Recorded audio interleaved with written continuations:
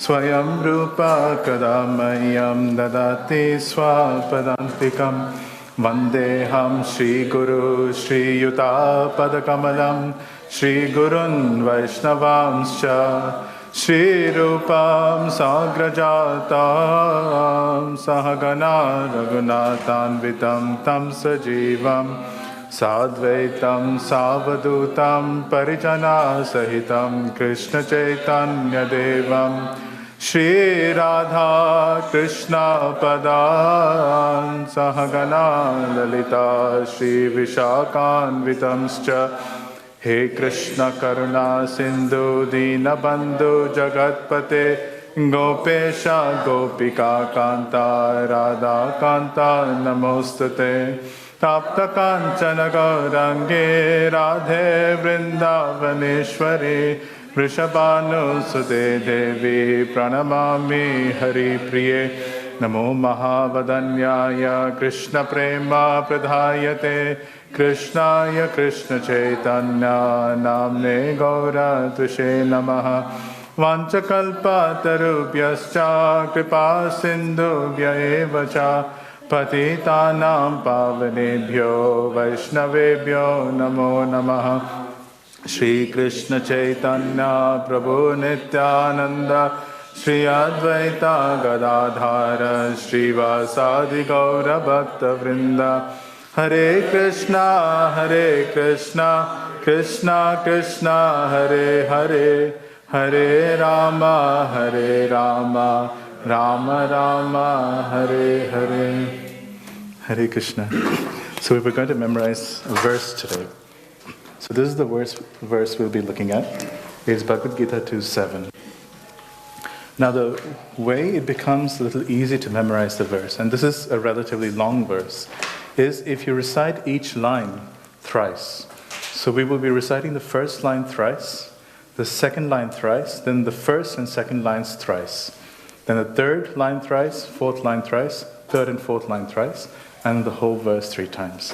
By this time, the verse should kind of imbibe itself in your mind, particularly if while reciting the lines, you're looking and trying to understand what each of the words mean.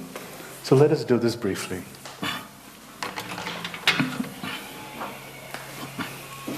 The word karpanya means miserly.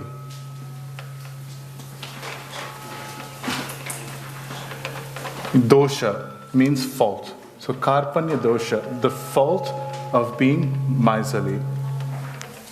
Upahata swabhava. So this word is upa. It's because of the join, it forms into, it's conjoined, these two words here. Upahata swabhava means that one's... Sorry. It's echoing.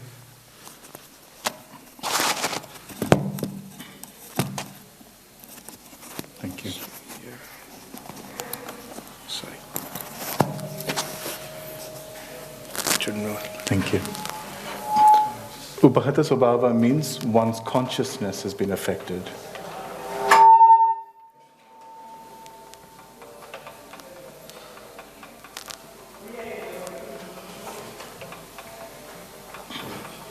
So in this first line, Arjuna is saying, because of miserly weakness, my consciousness, my nature has been affected. So prichami means I ask. Tvam means you. Dharma means religion or the truth. Samhura means confused. Cheta means consciousness. So this means that I, who am confused about right and wrong. So being affected by miserly weakness, I ask you who are confused about because I am confused about right and wrong, and I ask you about Yat Shreya, that ultimate gain. not temporary, immediate gain, but long-term gain. So tell me, nishchitam means definitively.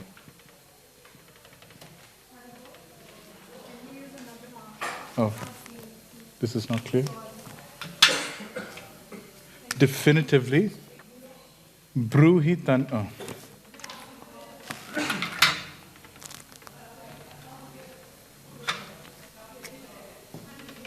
This is better?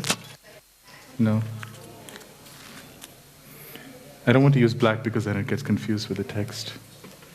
Bruhi tanme means please tell me.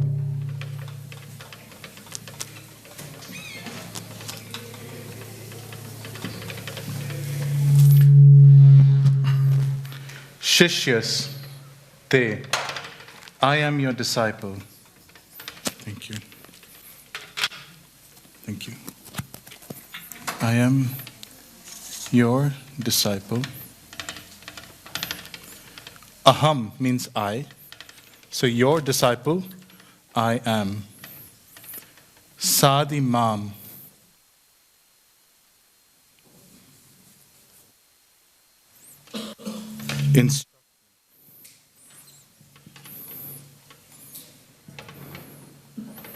Tvam prapannam. Tvam means you. Prapannam means surrender. To you, I surrender. So using Prabhupada's word for words, we have, because of miserly weakness, my nature has been affected. Therefore,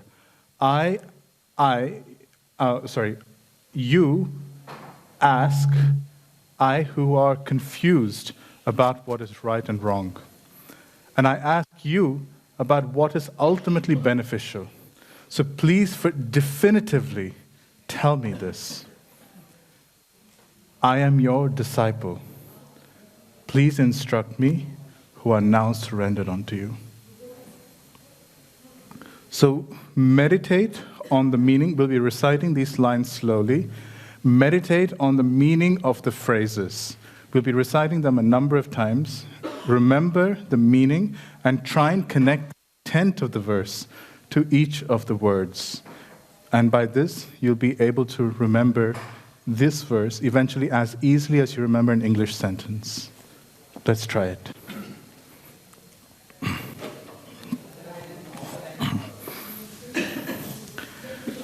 Karpanya dosho pahata svabhava.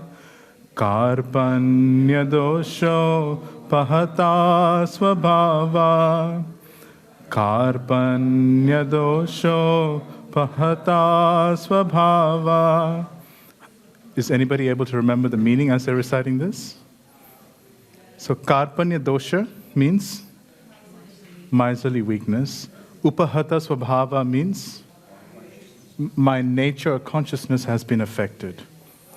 So karpanya dosho pahata swabhava. Now remember, prichami tvam means I am asking you.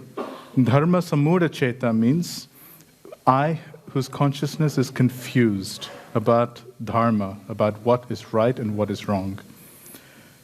Prichami tvam dharma samudacheta. Prichami tvam dharma samudacheta.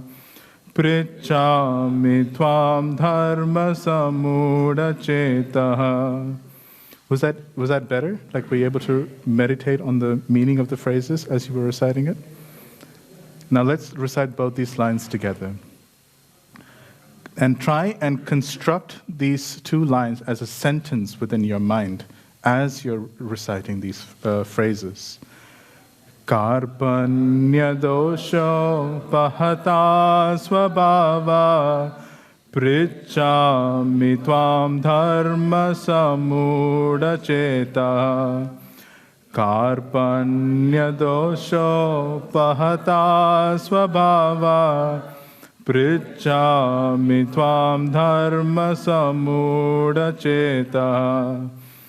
Karpanya dosho pahata svabhava prijami tvam dharma samudachetaha. Does it feel like it's coming a bit closer? Partially? A little bit? Now the third line. Yat shreyasyan. So that which is ultimately beneficial, nishchitam, definitively, bruhitanme, please tell me. 3 times.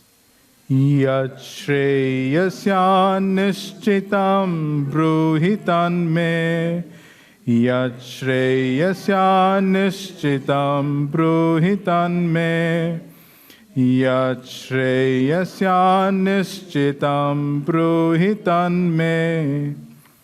Now the last line.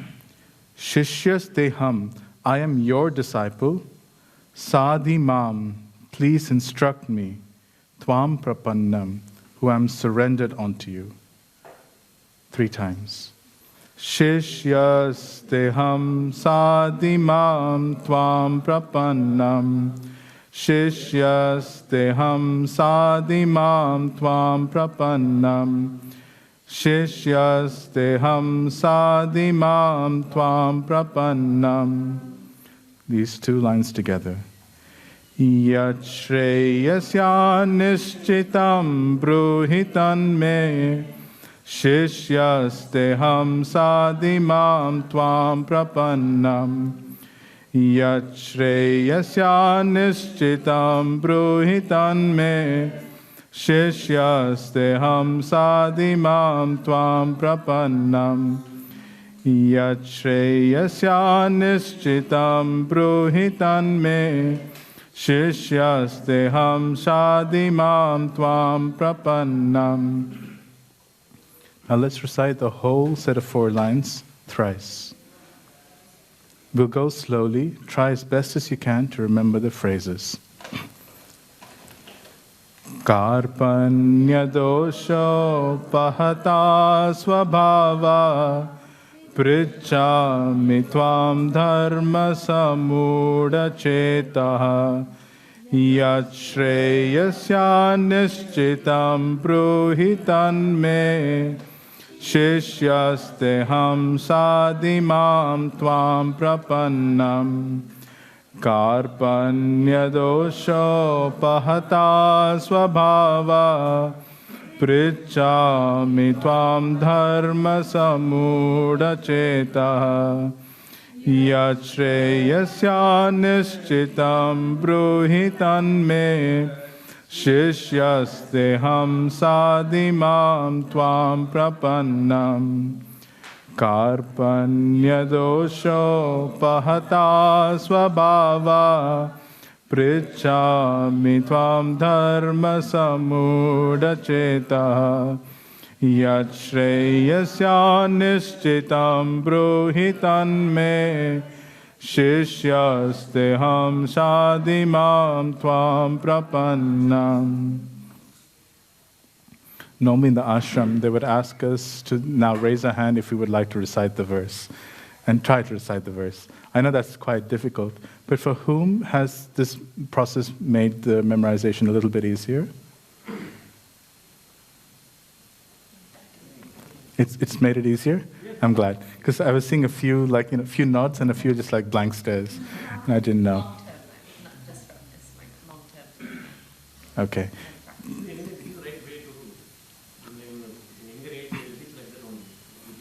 In where?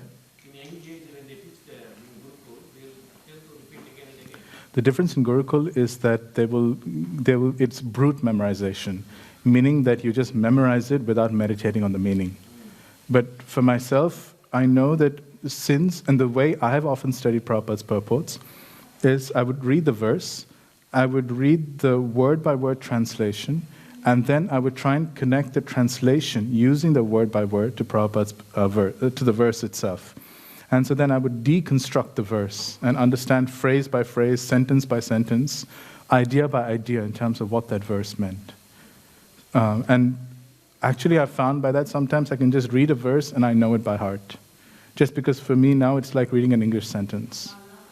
And you just learn enough Sanskrit by reading Prabhupada's purport and this verse, word-by-word translation, that you can just get it like that. And that was Prabhupada's intent. Prabhupada wanted the word-by-word translation to be read because, one, it proves the authenticity of the translation, was one thing. But two, it also, because the verse itself, if you notice in the first edition, the very, very first edition, the verse isn't actually there, nor is the word for word. There's just a translation and sometimes an abridged purport. And Prabhupada was not happy with that. He wanted the verse, the word-by-word translation, and the translation. Because then when you connect the three together, then the sweetness of the verse, the depth, its beauty becomes apparent and manifest. And eventually the memorization of verses, it becomes not just a way to remember these concepts, but over the long term it becomes like a beacon of guidance, a friend in times when one needs guidance, shelter, advice, or solace. There'll be a situation when you're just walking and suddenly a verse will come to mind. And it's hard for concepts to come to mind, but particularly when verse is set to a tune, a melody, or a meter, then it just comes to memory. And then it's like, oh, that's what this verse means. And I can see the application of this verse in my life. And that's the beauty and sweetness of memorizing these verses. Does anybody want to try to recite it? Okay. Mataji, at the back. No, without looking.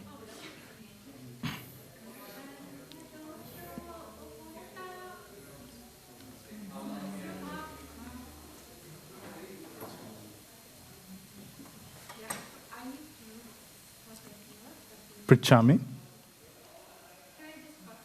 Sure.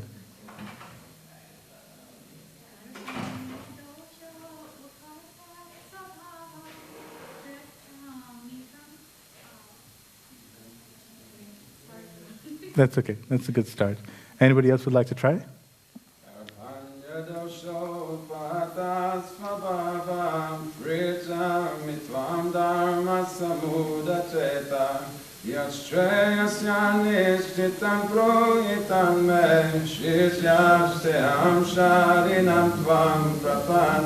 Thank you.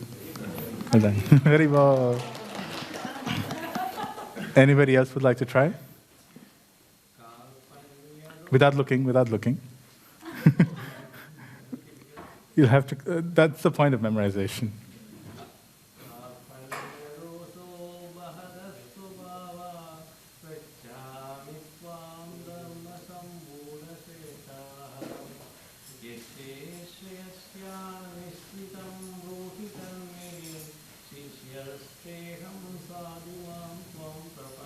Wonderful.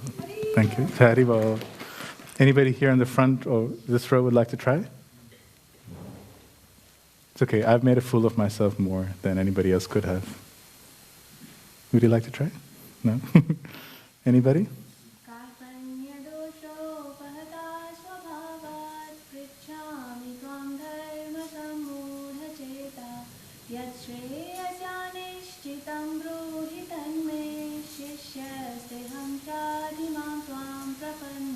Thank you.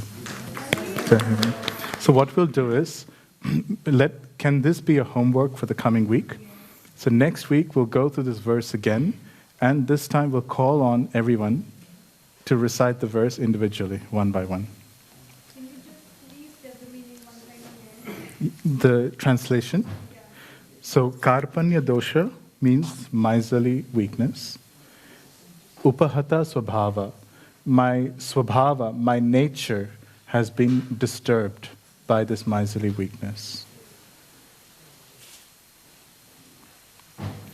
So prichami tvam, prichami means I ask, you, tvam, dharma samudha cheta, because I am confused. My consciousness, my cheta, is confused about right or wrong. It is confused about dharma. So therefore, yat shreyasyan, so that which is actually shreya, nishchitam, definitively, bruhitanme, please tell me.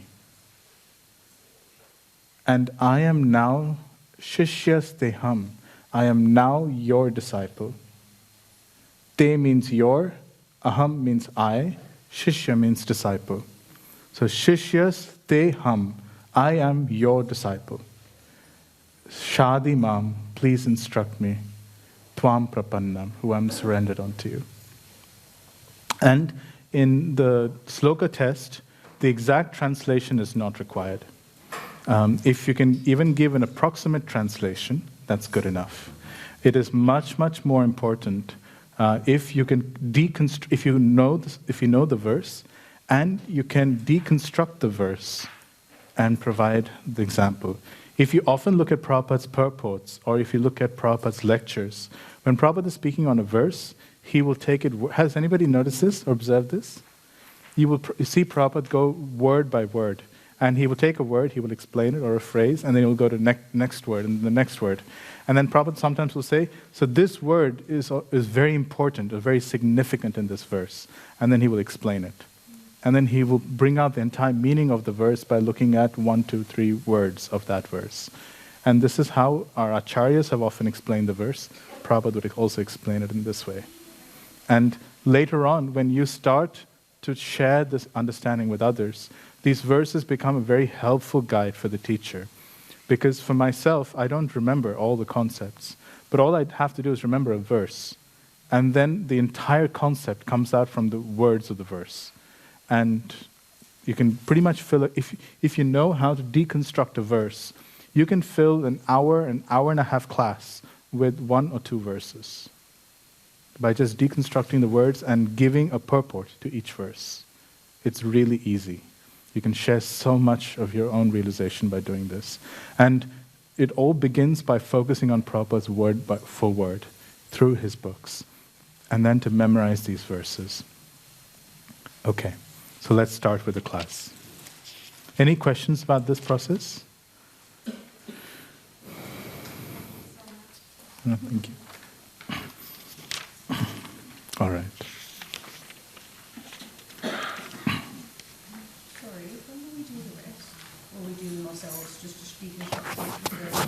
We'll be doing it every week. So in the beginning, we'll have a 5-minute kirtan, and then we'll give 10 minutes to learning a verse for the week. So what we'll do is, yes. So also there was a question last week about how many verses there are in the first 6 chapters. There are 12. So my apologies, it was actually 12. But what we'll do is,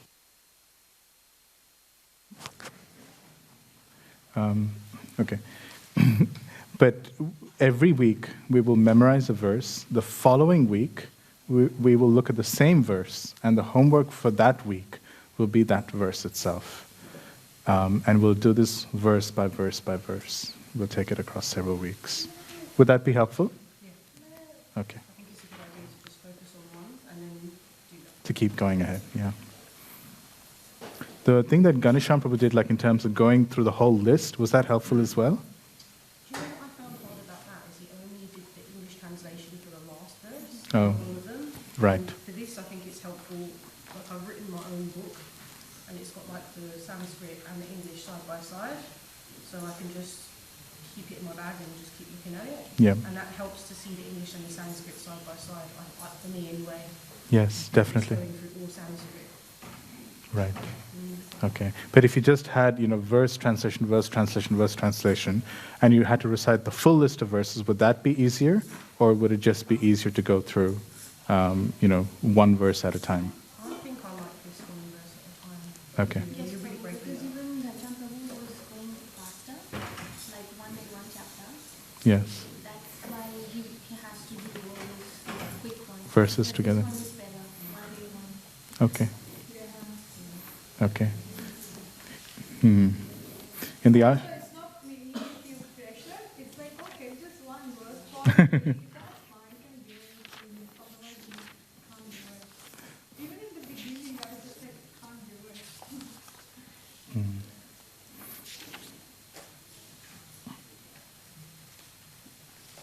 it. Okay. So last time we had completed text 15. Now Krishna had started instructing Arjuna from text 12. He begun by explaining the essential difference between the Lord and every living entity, and the difference between living entity to living entity.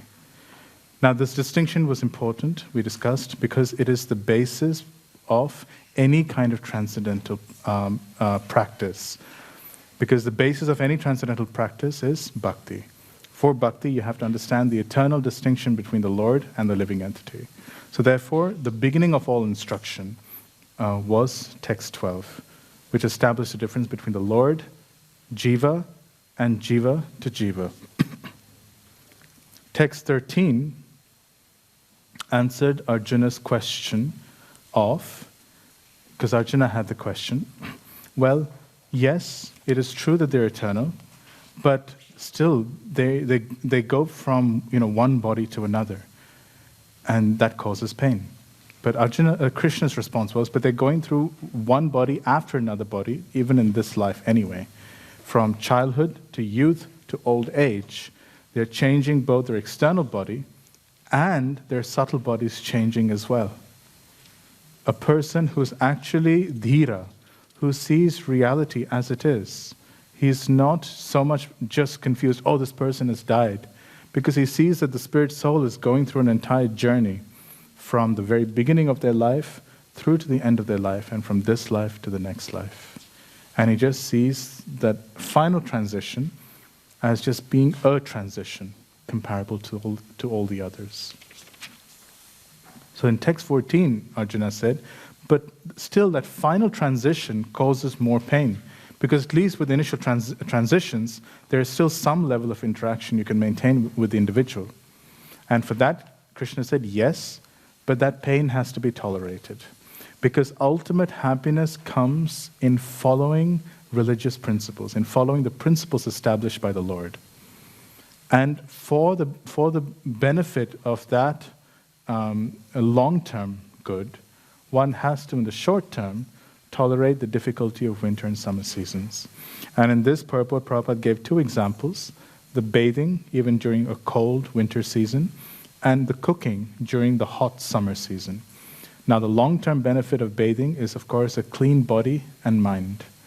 But for that, one has to tolerate the temporary austerity. And Prabhupada gives example in India, of course, river water is cold. And you take a bath, a dip in the river water, and it is cold. But you tolerate that temporary inconvenience for the longer-term convenience of a body and mind that is clean, and a mind that will operate in the mode of goodness. Similarly, cooking in the kitchen, rather than starving for half the day and cooking only at nighttime or in certain times, when cooking has to be done, the long-term benefit, of course, is healthy, nutritious prasadam. But for that, one tolerates the temporary inconvenience of heat, even if it's during the middle of the day. But so just as all of these things are tolerated, just as the inconveniences of summer and winter are tolerated for us to be able to get our work done, similarly, for long-term happiness, tolerate these short-term difficulties, and there'll be many of them that happen all through our life. In text 15, this reasoning was concluded by saying, those who learn to tolerate the ups and downs in their life, they are the ones who are eligible for liberation. Because the essential quality of tolerance involves the discipline of neglecting one's mind. When one neglects one's mind and acts according to superior principle, then one establishes the basis by which one transcends the conditioning of the mind. One transcends the nature that one has acquired for so many lifetimes. And one is eligible then to progress towards liberation. That was the topic of text 15. We then started to, we were going to start with text 16, which is a constant theme up to text 30. Now, in these verses, Krishna is going to present the essential principle of the distinction between body and soul. This topic has not been clearly presented by the Lord just as yet, But because it is so foundational, it is so fundamental to our understanding of any kind of spiritual life, therefore the Lord will present it now in detail. Through these verses, which is about 15 verses, you will see certain elements of repetition. But the reason for this repetition is because the topic is actually so difficult to understand. And of course, for us, we've been sitting in classes for many, many years. And sometimes the understanding that we're spirit soul is still difficult. But for Arjuna, this is 15 sentences. So in that sense, for him, it is not a long amount of repetition. Sometimes I'd be going through these purports, and I think, why does Prabhupada again, and again, speak about this? Okay, he's elaborated in one purport, but Arjuna didn't have the benefit of Prabhupada's purports. He had 15 sentences, and in which the subject matter was closed. And after this after this foundational instruction of the distinction between body and spirit, Krishna will not come to this topic again. It is concluded from the point of view of this topic, and he will build on this topic throughout the rest of the Bhagavad Gita. Now, I wanted to share with you what happens if there is no clear understanding of the distinction between body and soul. How do I turn this? Sorry? How do I turn it? Fair enough. Thank you. Yeah, that would be good, but that's okay. We'll work with it. Thank you. This works very nice. Thank you.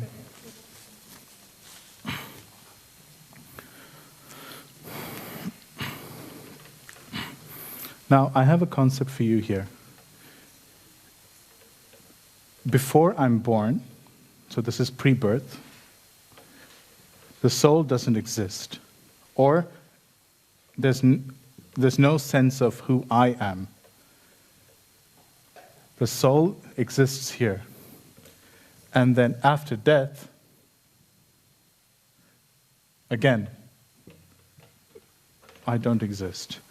What sort of result exists from this philosophy? If my understanding of myself is this, what is the consequence? Well, I am the body, I am something that is temporary. So then what happens to the day-to-day activities that I do? Live your most for it, encourage you to live just for this life and take as much as you can, enjoy as much as you can, regardless of the long term or Yes. where it's going to take you in the next life or anything. Yes. Consequences. So this is pure materialism. Now another philosophy. The soul exists here. It is born at some point, so pre-birth doesn't exist. It exists after death. What problems arise with this philosophy? Do you know what philosophy this is, by the way? Sorry? Buddhism actually suggests that the soul has no actual existence. It is a moment-to-moment in existence and destruction. Buddhism is slightly different. Sorry? This is Christianity, actually. What is it? Huh? What is it? This before birth, you don't exist.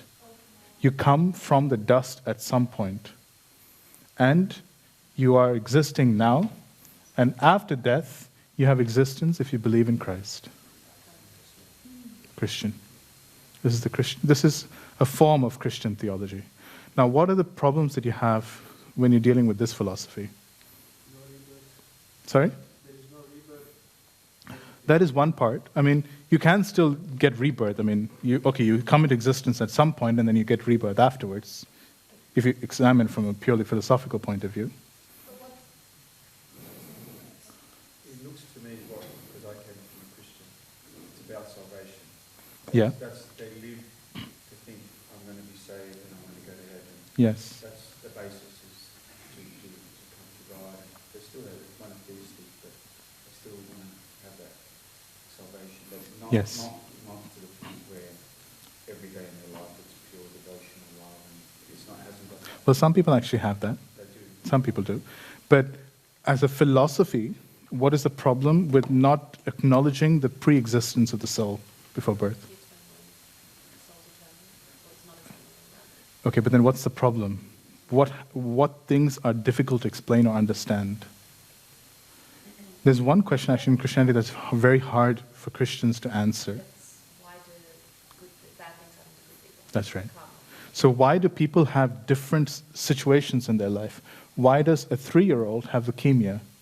Why does a young child get into an accident? Why are young children who are innocent, who have not done anything bad in this life, why do bad things happen to them? That they teach that everyone's born with the original sin of Adam and Eve. We're all born sinners and bad with this original. But then if everyone still is that descendant of that sin, still everyone should get a general beginning. But people get different beginnings. Some people are rich, some people are poor, some people are sick, some people are healthy. One life to go to heaven, then why is it so unequal? Why is it so unequal? Why are some people exposed to Christianity and some not? So if you get, for example, a simple villager in some part of the world, they've never heard of Christianity, what happens to them? Is God so cruel that he's going to take them all to hell? Well, it says in the Old Testament that he basically says it himself, I'm a vengeful God. It says it in the Old Testament. So it's in there in the scriptures. That's subject to interpretation. I mean, it depends on the translation. Why do they say all men are born equal? They have this thing that they say all men are born equal, but then you're born into a situation, a family, very fortunate or very unfortunate. I don't know how Christians answer that question. Things are not very good, and there's hardship, and you may not even survive very long. When I've asked other practicing Christians this question, their conclusion is that the evils of society are reflected on the individual. But their ultimate conclusion is this world is broken, but we'll try and fix it. They don't try and understand why it is broken or how it is broken or why things have specifically happened to me.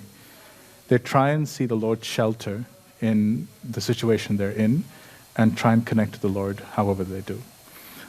So that's wonderful. But nonetheless, this philosophical problem remains. Now, They don't understand the pre-existence. They just believe in order in God. They don't believe in whatever will happen will be better. They just command that. not necessarily. Bhaktivinoda Thakur actually loved, before he found Chaitanya Vaishnavism, he loved Christianity because he found that they espoused really wonderful principles in terms of one's relationship with the Lord. Ramrita Swami Maharaj used to say me a couple of weeks ago when he was saying in the class, he said they made their prayers and That's a part of them. But that's true in Vedic culture also. Because regardless of the tradition, there's some level at which majority of people have their own life and want God to help them with their life. I don't know anything about Christianity. I was just repeating what That comment. But in every tradition, it's very hard. You can never generalize a tradition. In every tradition, there are whole realms of practitioners, and some of the realizations of the really great saints in Christianity are really, really wonderful. But okay, now another idea. Okay, you exist here, but there is something like an animal soul. Has anybody heard this idea? Animal soul, human soul. You know Aquinas? Who's heard of Aquinas? One of the earliest Christian theologians. He had suggested there were 3 types of souls. And like an animal has an animal type soul, a human has a human type soul. What is the problem with this philosophy? Third type I don't remember now exactly, but you can look it up. Aquinas had 3. His teachings were ultimately taken out of Christian theology, but he was one of the earliest Christian theologians. But even examining it from a philosophical perspective, what is the problem with distinguishing different types of souls? Imagine if someone said there's a woman's soul, there's a man's soul. The same ones that only have an idea, or Yes, that is one potential.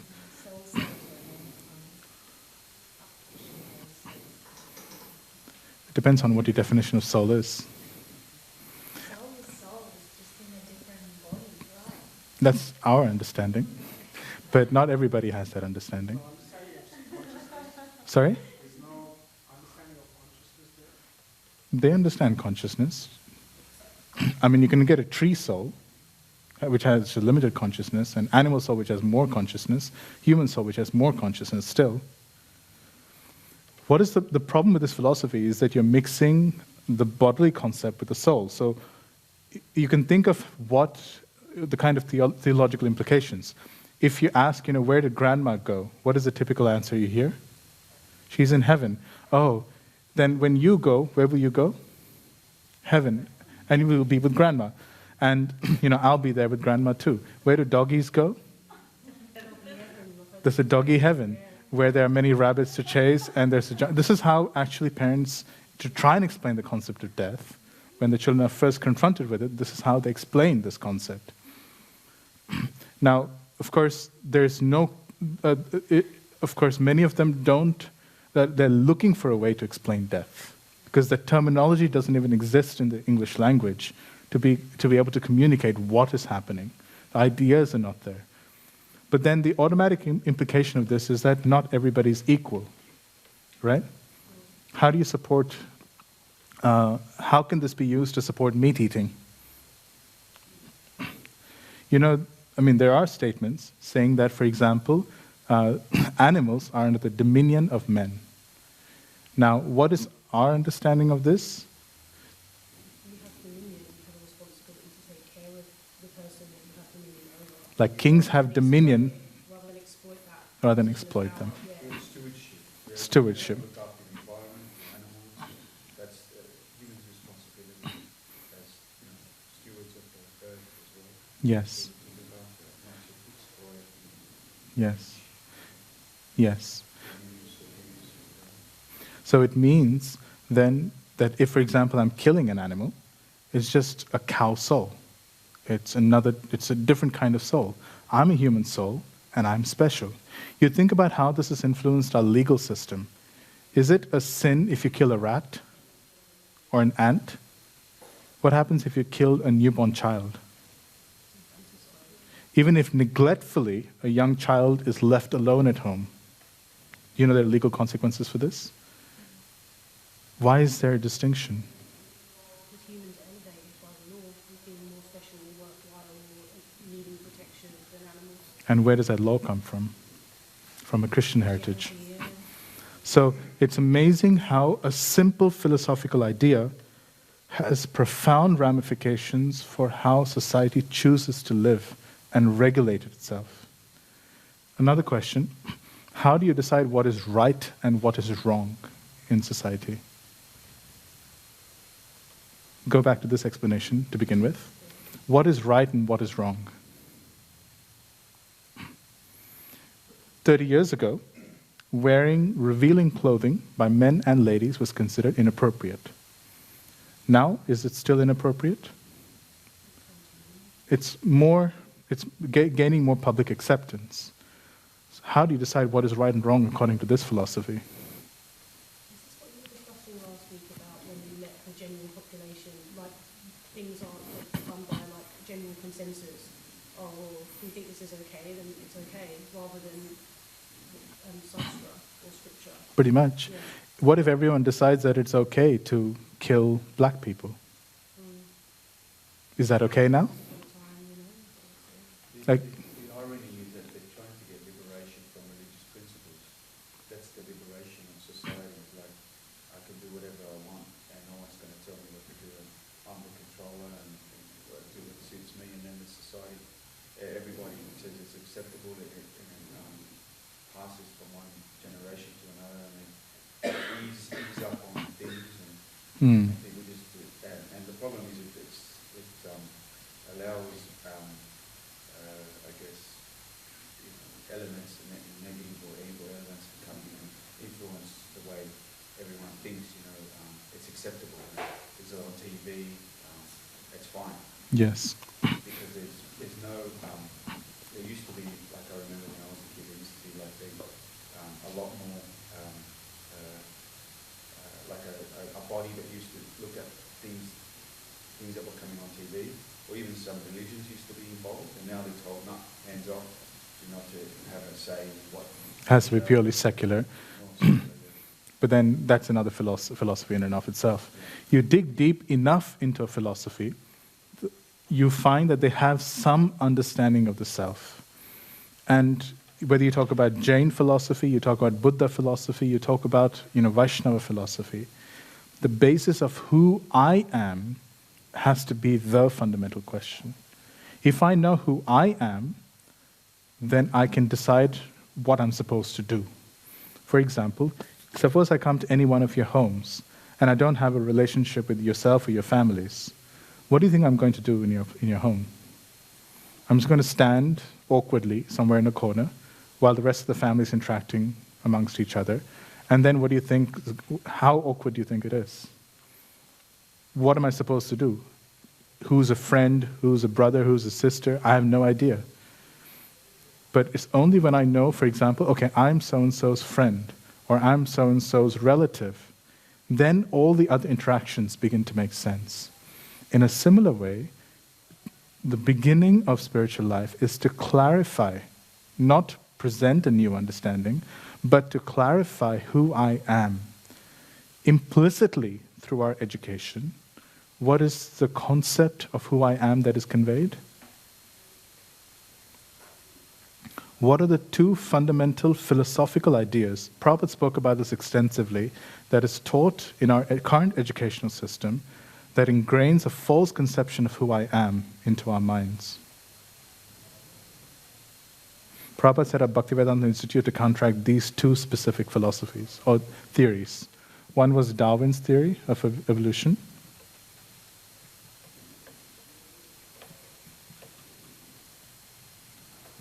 And the second was the Big Bang theory.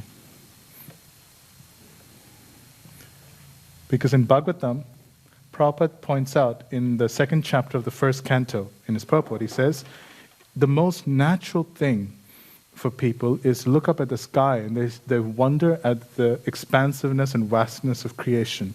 And they ask, who am I? Who has created all these things? Why am I here? Has anybody had these questions before? And it's the most natural sense of questioning.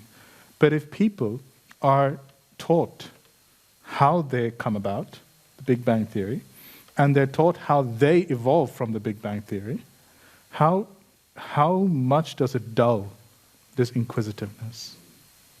Almost completely. Imagine if they had to remove these two theories from the syllabus. What sort of questions do you think students would ask? How did we come here? Where am I from? Because that's the purpose of knowledge, right?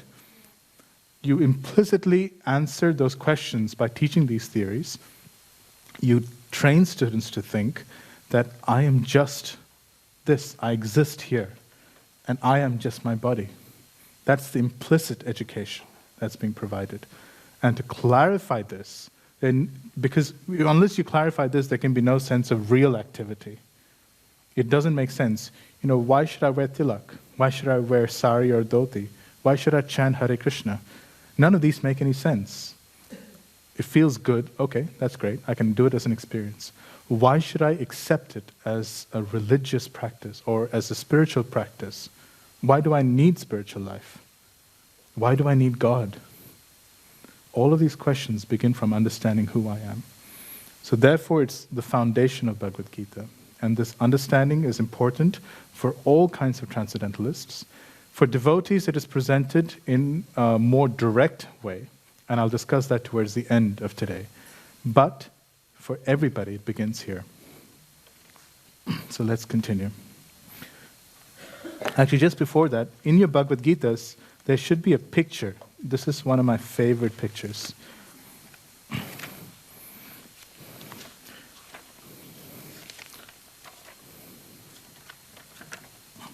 I don't have it in this edition of the Gita. But does anybody have that picture of the soul going through different bodies and transmigrating to... Yes, that one? Does everybody have this picture? Thank you. Yes, that's the one. Now, this picture is extraordinary.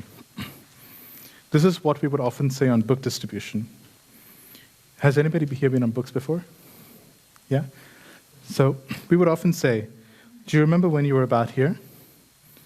And then we would say, well, can you find yourself here now? And then they would point somewhere here in between. And then we would ask them, so your body has changed, and how you think and see the world has also changed. So your body and your mind have changed. But do you think there's something about you that has kind of stayed the same? And they're like, yeah, I can relate to that. Then we say, the Bhagavad Gita says that that's your spirit soul. That stays the same throughout. But then here's the implication that they would be really amazed by. We would say, well, the body's changing, right? So what would this guy do here? He's just playing in a sandpit. This guy here is playing, with sticks or a soccer ball. But then when this guy comes over here, he goes on to bigger things. It might be family, might be, other types of business, etc. And that becomes his activity. So this activity is connected to the body, right?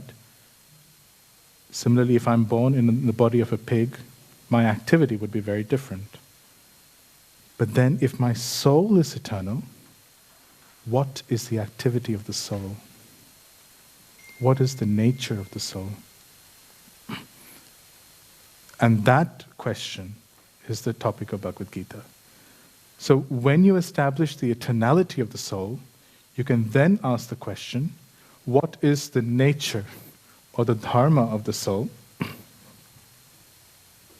Thank you. And what is the eternal activity of the soul? So if you can go to the introduction for a second, Prabhupada answers this here.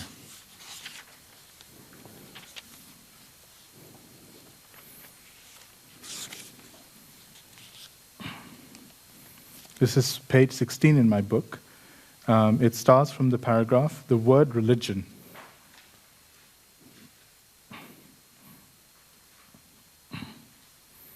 Has everybody found it? You found it? Can you state the page number for everybody? Sorry? Yes. Page 16.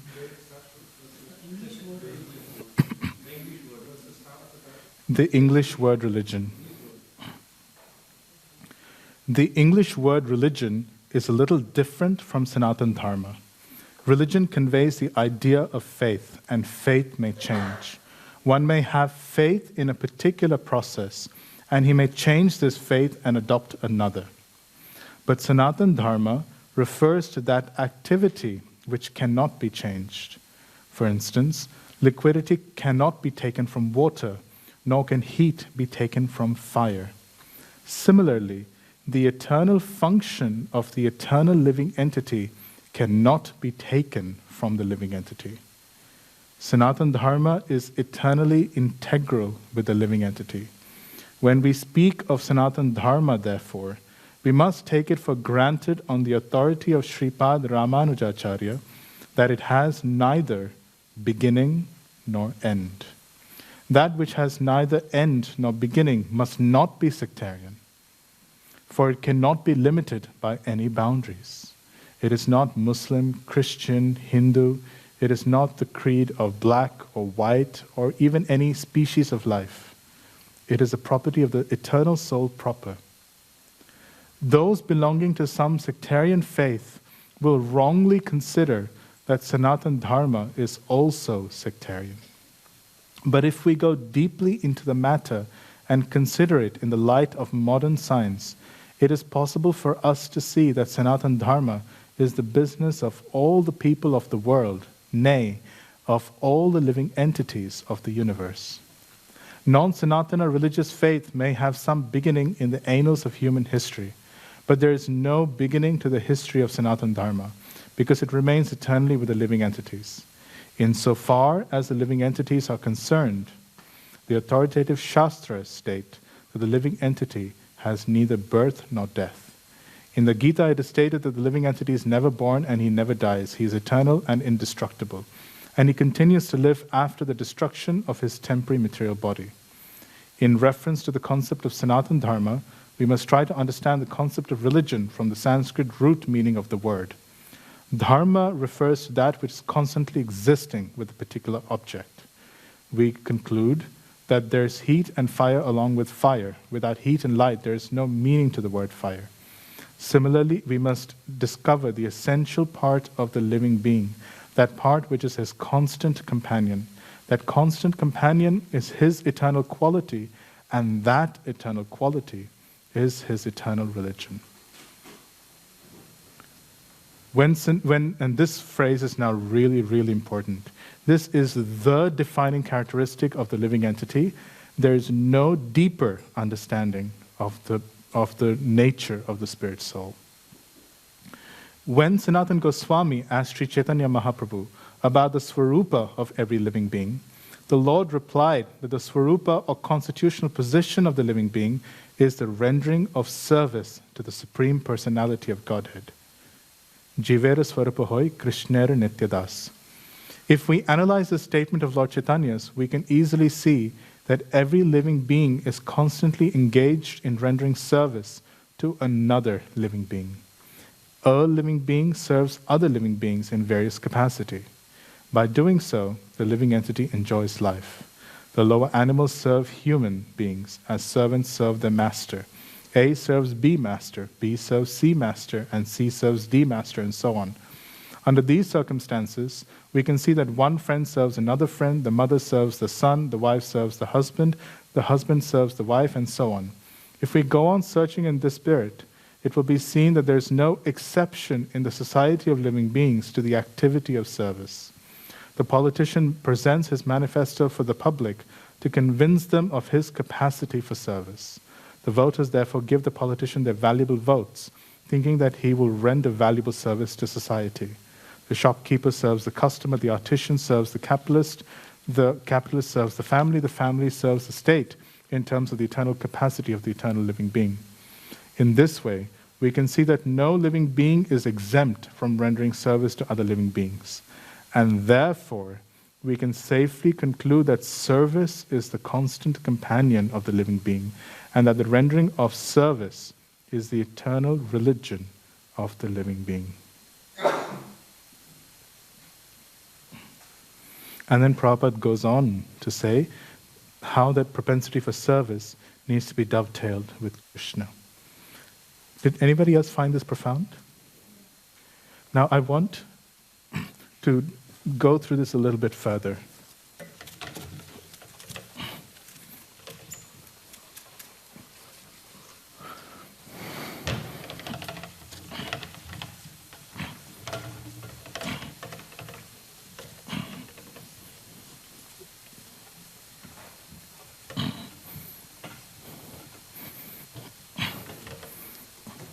When we say that the living entity's essential nature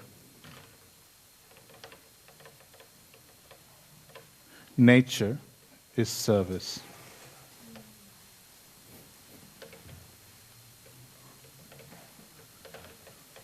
What is the prerequisite of service?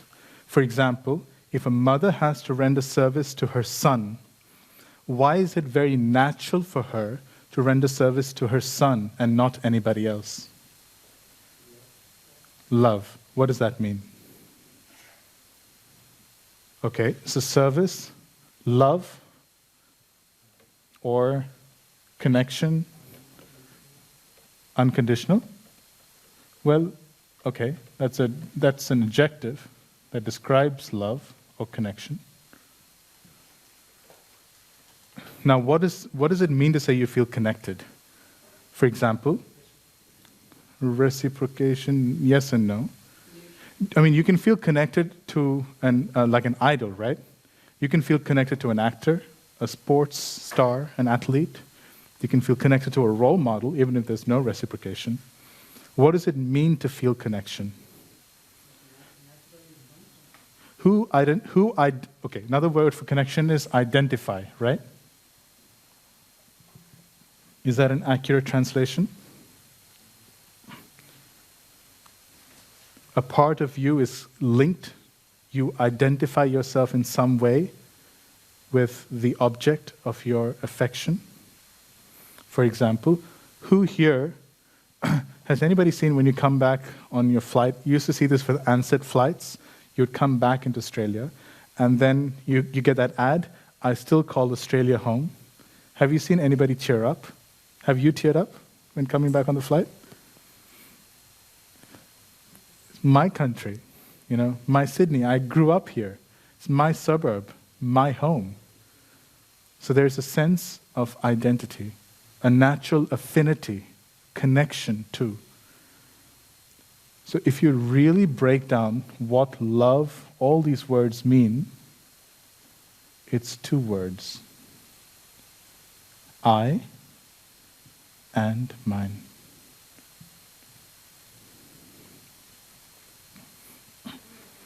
I am an Australian. Australia is my country. This is my mother. I am her son. I am his or her mother. He or she is my son or daughter. He is my husband. I am his wife. And if you observe very carefully, where the sense of identity is very strong, service is very, very natural. Have you, all of us have taken service from our parents. Have our parents, sometimes they express frustration, but is it a chore for mothers to cook something for their children? Yes, sometimes. But, I mean, if you go back and when that sense of identity was stronger, now people have a lot of their own individual prerogatives, where they identify so much with their own mind and senses. Is it a chore for people to serve their own desires? No. So that means their sense of identity is where?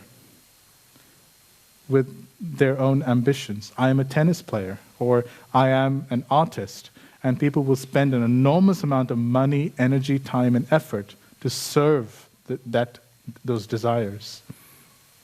But when mothers, care for their children, is it as much of a chore for them to cook for their children as it is for others? Is it a pleasure to see your child eat? Yes? When you see them eat, you feel a unique joy, and you want to cook more and more variety. You want to learn more and more things to please them. And it's because of this sense of I and mine. Now, what Prabhupada is saying is this sense of I and mine is the essential nature of the living entity. Now, when I say that I have to have a sense of I and mine, let's take this one step deeper still. What does that mean? Does it mean that I have a completely separate perspective of myself, objective perspective, independent of anything and everything else and everyone else? Is that even possible? Can I ever exist without identifying, without connecting, or being part of something else, something bigger than myself? Is that possible? Can I exist without either living for my desires, or for my family, for my community, for my country? Can I live without these identifications in my life? A colleague of mine used to say that regarding AFL, it's unfortunate that as soon as you get attached to a footy club, you can't take your heart away. And when they lose, you die. When they win, you kind of go on a celebration. Our entire society is based on the sense of I and mine. But here's the implication, that we are all dependent.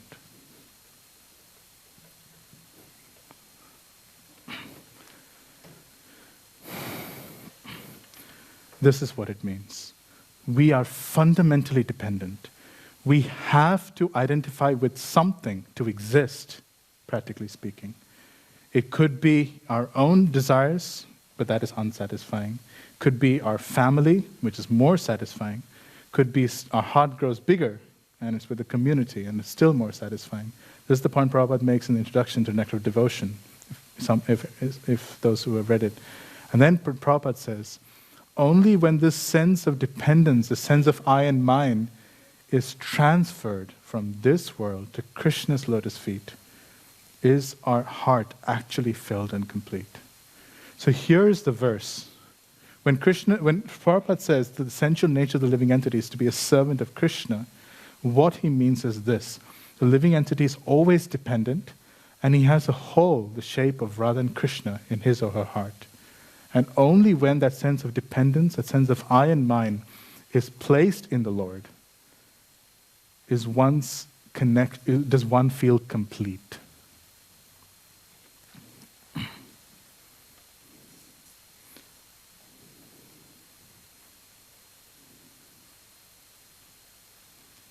Are there any questions about this? Is this what you hear sometimes modern psychologists talking about humans are tribal animals that have to live in groups and stuff? Is this what you're talking about? This desire and need to be part of a community or a family or something bigger than yourself? Yes.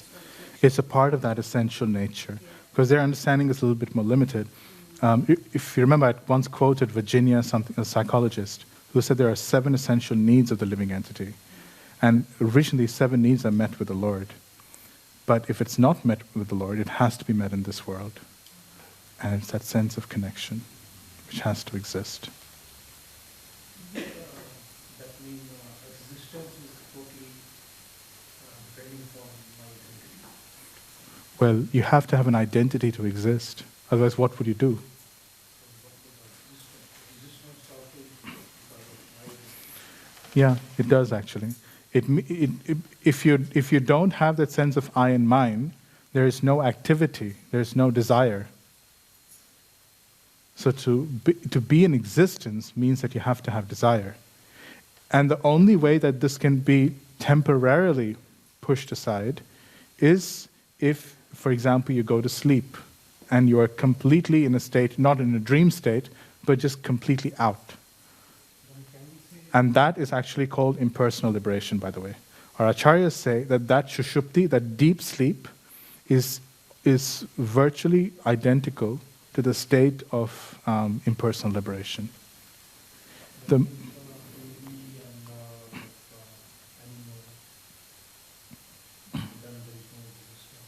No, they have it. They have an identification. It is just very confined to their own consciousness. I mean, you have a baby, the moment it wakes up, is looking for its mother. It'll grasp anything you put into its mouth. It's looking for the mother's nipple. There was a birth of a child of a friend yesterday. That's why I know. And the moment the baby is born, especially like if the lady's pregnant, you talk to the child in the womb, it turns its head towards the voices that are familiar, because it hears those voices in the womb. Consciousness means I and mine, to whatever small or large extent it may be. Brahma has a very large consciousness in comparison to ours, but he has a very, very deep sense of I and mine, and it's in Krishna.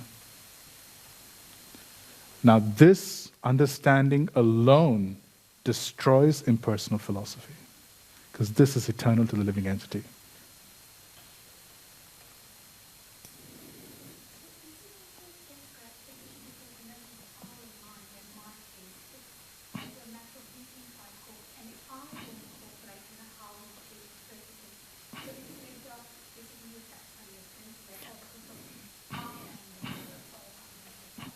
No, we're taking the discussion a little bit further.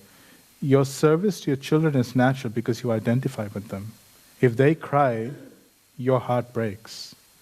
In Vrindavan, if Krishna cries, Mother Yashoda's heart breaks. She can't stand Krishna.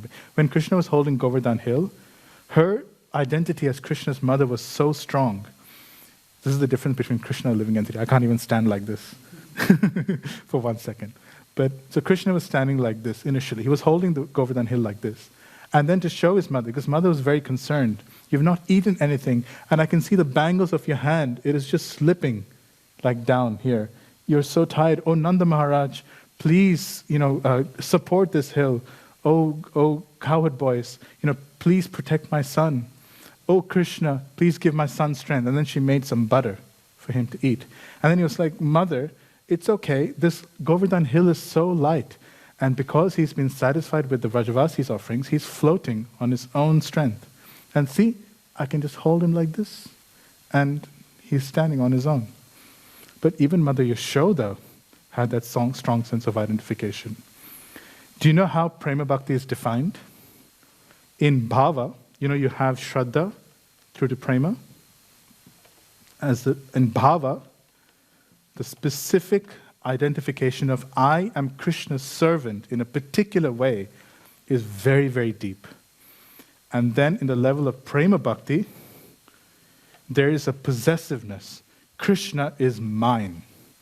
Krishna is my husband. Krishna is my friend. And that sense of identification is very, very strong. And that's Bhava and Prema. Of course, what's in Bhava is accentuated in Prema. I am Krishna's servant. Krishna is mine. Therefore, devotees called a Kinchana has no possessions in this world. Only Krishna is his possession. And in that verse by Kunti Maharani, Tvama Kinchana Gocharam, you are approached by someone whose only possession is you. Krishna is bound by that kind of love, that kind of identity. And that's why Vrindavan is so special, because there that sense of identification is so strong. In Vaikuntha, people think, oh, he's the Lord, he's the Master, and there's a slight barrier to that very strong identification. But in Vrindavan, Mother Yashoda thinks, if I don't tie up Krishna, when he grows older, he will play these tricks, and then who will marry him? What kind of rogue can he become? If I don't do this, then he will be lost. So therefore, I must tie him. It is that deep, that sense of identification. Therefore, Vrindavan is very special, and it completely binds Krishna. But this is the essential nature of the living entity. Now, when we say, can I rub this off?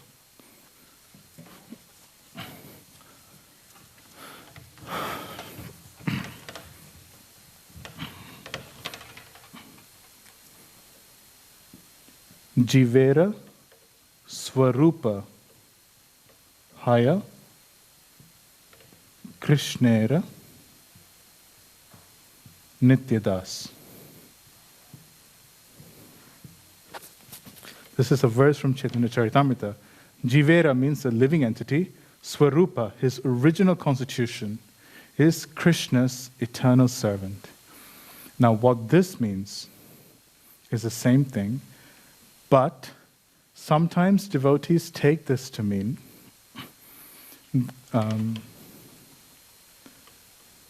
okay, let's just put it this way.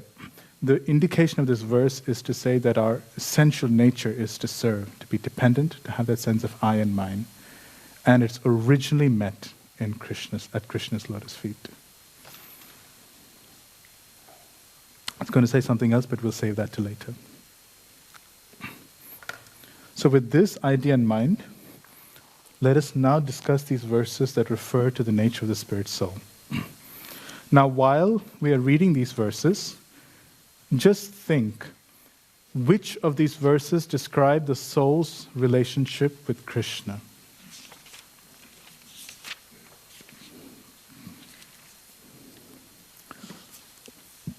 Text 16.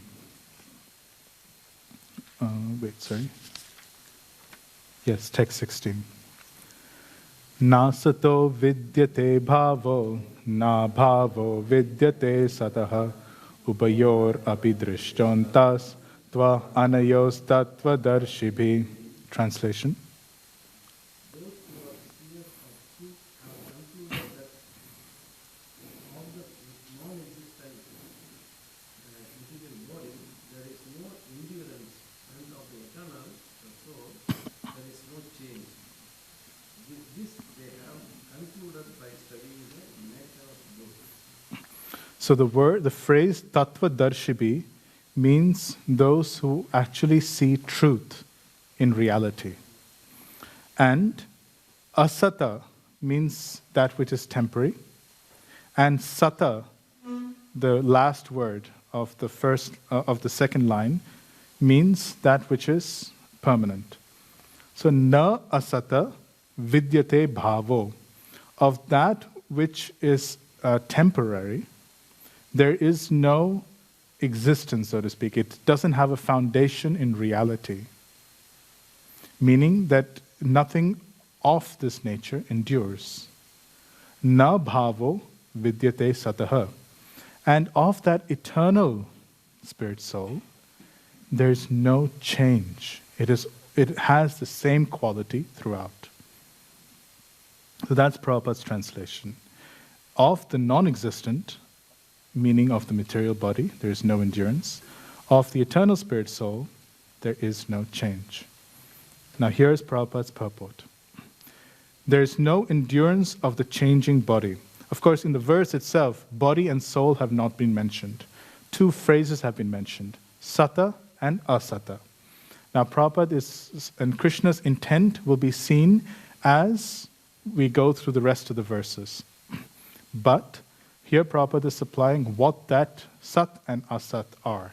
So Prabhupada says, there is no endurance of the changing body, which is asat. That the body is changing every moment by the actions and reactions of the different cells is admitted by modern medical science, and thus growth and old age are taking place. But the spirit soul exists permanently despite and remaining the same despite all changes of the body and the mind. That is the difference between matter and spirit. So even though material energy is real, right now I appear to be this energy, which is just the elements combined, appear to take the shape of, a man, black hair, graying, and, white dhoti and sweater. But if you just give it 5 years, or even if one is so capable of observing day to day, or, even hour to hour, there are changes. There are changes to the features, there are changes to the hair, there are changes to everything else. It has no permanent existence. So this is the first teaching. Of the material world, it's always changing. And of the spirit soul, it is always the same. There is no change to it whatsoever. Continuing on with Srila Prabhupada's purport. This is the beginning of the instruction by the Lord to the living entities who are bewildered by the influence of ignorance. Removal of ignorance involves the re-establishment of the eternal relationship between the worshipper and the worshipable, and the consequent understanding of the difference between the part and parcel living entities and the Supreme Lord.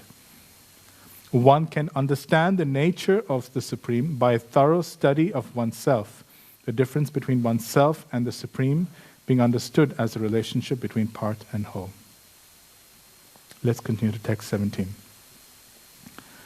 Avinashi tu tadvidhi yena sarvam midam tatam vinasham avyayasyasya na kaschit kartum arhati. Translation. That which pervades the entire body, you should know to be the indestructible. No one is able to destroy that imperishable soul. So by the word pervading, it automatically implies that this body is first not the soul. The soul is located in some specific part, somewhere inside the body. And its energy pervades the soul. What this means is that you have a spirit soul, and the spirit soul has the ability to pervade, the ability to be conscious of things outside of itself. That's the implication of this verse. This is a problem with impersonalistic philosophy, because if everything is just Brahman, then what is outside of itself to know? But this is capable of pervading the body. Avinashi. Nashi means it has an ending. Avinashi means it's imperishable. Vidhi means you should know. You should know that that is imperishable. What is imperishable? Yena sarvam. Sarvam means all. Idam tatam. Idam means this body. So all of this body, this soul is pervading. Do you know how the soul pervades throughout the body? Sorry? Through the what? Who said that? Consciousness. But how is consciousness going throughout the body? Androgen? No. What happens if you hold your hand like this for some time? if you really squeeze it tight? Blood. Because this, you cut off circulation to this finger, you lose awareness of this tip of your finger. So it's through blood the consciousness is pervaded.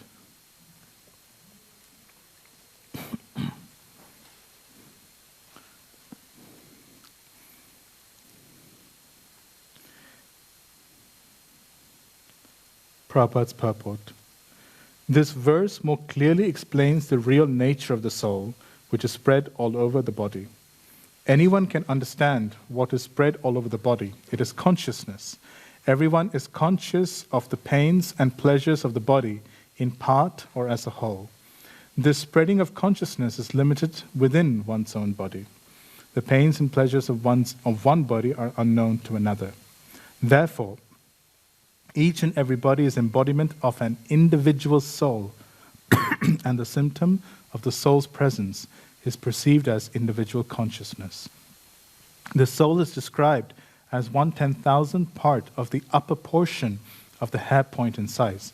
So the Upanishads say, if you take the tip of your hair, the very tip, and you cut it into 100 pieces, you take one of those pieces, you cut it 100 times again. One of those pieces refers to the dimension of the soul. And that small particle, you know where it sits? In the region of the heart. Now some people sometimes ask, where does it sit in a tree? Good question. They say that. You could ask, what about other living entities like one-cell microorganisms? But the principle is that it sits for the human being in the region of the heart. And it is surrounded by the 5 pranas. Has anybody heard of the prana shakti? What is it that connects? Because you have an individual living entity in a whole body. How does this individual living entity control the movements of the rest of the body? What does it have to do with the body? How can it control the body?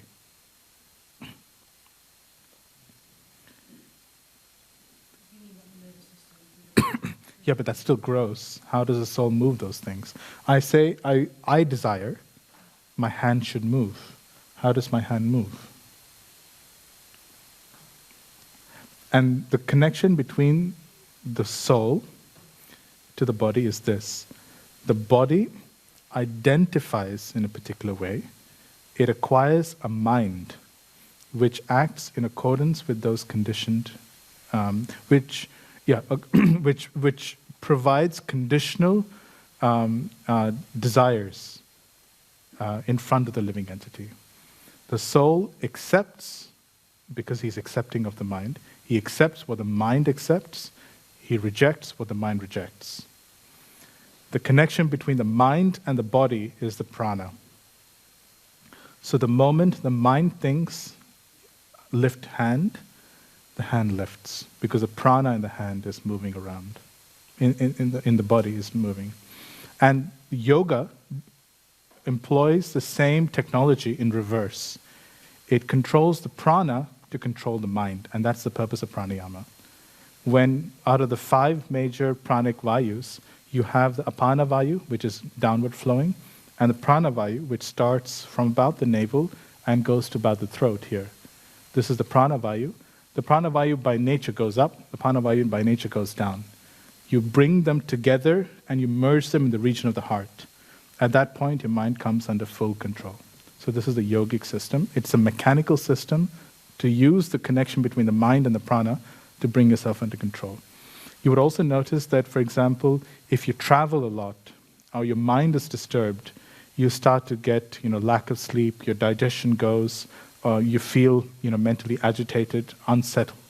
This is because travel disturbs the prana, it disturbs the mind, and the disturbed prana affects these specific activities of the body. That's why Prabhupada, he would go for regular morning walks and he would take massages for about 2 hours a day. Because massage, it regulates the prana in the body. And it pacifies the mind and allows it to settle down. But that's the connection. So what's the opinion on blood transfusion or even heart organ transplant? Yep. I mean, when it's out of the body, is it distinctive than if it's in the entity? Like, does it still carry that, the elements of that soul into the next body? Oh, the matter doesn't affect spirit at all. So what happens is, by the grace of the Lord, the spirit soul, as long as its journey is still within that body, by Paramatma's grace, who is sitting next to the spirit soul is transferred from heart to heart in a heart transplant. By that same understanding, if an earthworm is cut into two, another spirit soul enters the other earthworm, and they become two separate entities. Like that. Or you trim the branch of a rose bush, and it's just one spirit soul apparently, but then by Krishna's grace, another spirit soul takes over, and it grows into a tree. Like that. Another explanation I've heard, this doesn't come from Shastra, but one devotee has said, that every body is filled with so many souls, like so many bacteria even. So maybe by Krishna's grace, one of those souls gets transferred over. But again, that's not a Shastric explanation. But the point is, by Krishna's grace, the soul is transferred over. And just as, when we die, by Krishna's grace, the soul is specifically transferred. By Prabhupada would quote the verse, Karmana deva netrena jantur dehopapataye. So by the overlordship of Krishna, soul goes from one body to another. Similarly, it goes from one heart to another by Krishna's direction. One senior devotee actually explaining the same, the answer to the same question. He said that heart is the sitting place for the soul. It's like you are sitting on a chair and I take away this chair and I give you another one. So you are the same person, the chair has changed, in the same way the heart has changed. So this is the same. But the difference there is that we as a soul are not consciously making that choice. Yeah, but that's the information that Senior Rachna was giving. Okay. Same thing, but the soul goes from one heart to another. But the soul doesn't have to be bound to that heart. And Prabhupada would say during sleep, for example, the soul goes out of the body, and by Krishna's grace, the body is maintained. And sometimes you hear of out-of-body experiences, or even people who are able to take their subtle bodies and go completely to another planet and come back. But their body is maintained by Krishna's grace. Some people say that at sleep, during deep sleep, the soul briefly merges into Brahman and comes back, and that's why you feel energized. But this... Huh? I believe so. This is my understanding. I have not read the reference myself, but I believe this to be so. That's why I think our acharyas, they connect Shushupti, the deep stage of sleep, to impersonal liberation also. But anyway, moving on.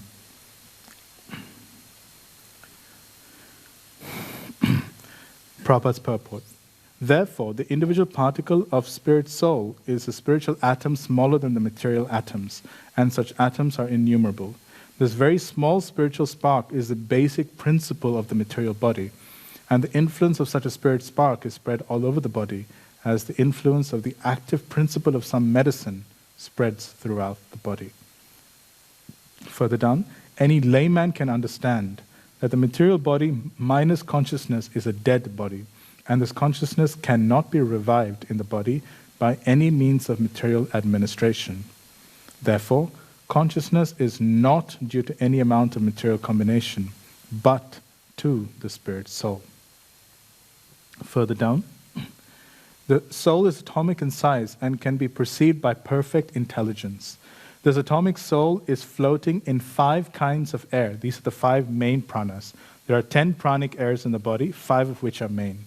Prana, Apana, Vyana, Samana, Udhana. Briefly, the prana energy controls is from the navel up to about the neck. Apana is from navel below. Udhana is around the facial area. Samana is the digestive thing, so that which assimilates things into the body. Vyana is that which distributes energy throughout the rest of the body. These are the 5 main pranic vayus. And the seat of all these pranic vayus, it's around the heart. And so therefore Prabhupada says, the atomic air is floating in the 5 kinds of air, is situated within the heart, and spreads its influence all over the body of the embodied living entities.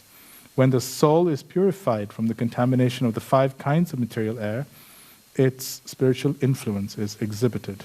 The Hatha Yoga system is meant for controlling the 5 kinds of air, encircling the pure soul by different kinds of sitting postures, not for any material profit, but for liberation of the minute soul from the entanglement of the material atmosphere. So the constitution of the atomic soul is admitted in Vedic literature, and it is also actually felt in the practical experience of any sane man. Only the insane man can think of this atomic soul as all-pervading Vishnu Tattva. So Prabhupada's point here is that it's an atomic soul, 1/10,000th part of the tip of the hair, standing within the body. Its influence and its consciousness is limited to this body. We cannot possibly, sometimes it's a rock song, you're moving the sun, you're moving the moon, but all of this is not possible for the spirit soul. But there's a supreme spirit soul. As much as you have a material body and the individual spirit soul, similarly you have the whole universal body and then Vishnu as the super soul of this entire universal body. And this universal body moves actually like a body, controlled by Vishnu. Text 18. Antavanta ime deha nityasyokta sharirinaha anashino prameyasya tasmad yudhyasva bharata. Translation. The material body of the indescribable, immeasurable, and eternally entity is sure to come to an end. Therefore, fight for descendants of God. So, antavanta ime deha. Anta means it is going to end. It is going to end, O Arjuna, this body. But nitya sya ukta sharirinaha. So, eternal in existence is that spirit soul, which is anashina, never destroyed, and aprameyasya. It is not knowable through the material senses. The soul is the knower himself, but through the contaminated senses, the spirit soul itself cannot be identified. Why is this? Because the spirit soul itself has combined with a conditioned mind, and its conditioned mind is dictating what it perceives or doesn't perceive according to the bodily platform. So practically, to receive knowledge of Atma, it has to be a revelation. It cannot, with its conditioned understanding, its bodily constraints, understand its own pure spirit nature. So the Atma has to be revealed. It's not possible for us to understand the spirit soul, or any spirit soul for that matter, to take a microscope and to try and find a minute particle of spirit soul in the region of the heart. But the essential instruction to Arjuna is this, that the soul is eternal, the body is temporary.